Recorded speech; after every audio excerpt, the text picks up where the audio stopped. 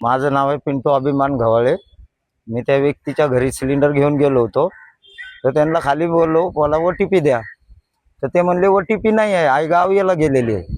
तर म्हणलं त्यांच्याकडून मागवतो, ते ओटीपी काढता येत नाही, तर मी सिलेंडर कसं देणार त्यांना?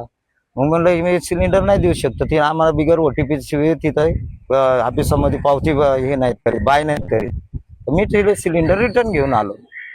तर मग ते काल घेऊन आलो रिटर्न सिलेंडर।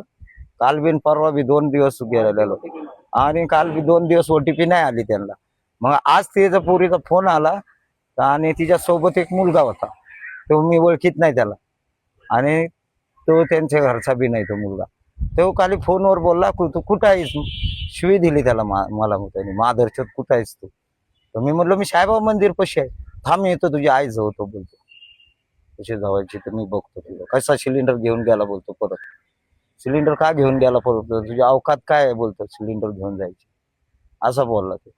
आणि येतो बोलतो तुझी आई होतं तिथं, कुठं आहेस तू? साईबाबा मंदिर आल्याबरोबर आला ना, सण करून इथं मारले कडक, आणि कानावर फटका मार, डायरेक्ट मारायला चालू झालं।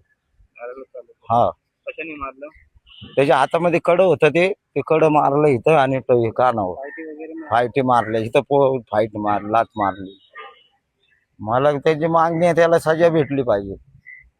अगर त्याला सजा नाही भेटली तर आज मला मारले, आज उद्याच्या ह्याला मारते, ह्याला मारते, सगळ्या कामगारांना मारते ते ओटीपी। आज एकावर झाले तर मग सगळ्यावरच होईल ना तसं। आणि ओटीपी 100% पाहिजे त्यांना, आणि कस्टमर देत नाहीत ओटीपी, मग असे भांडणं होतात।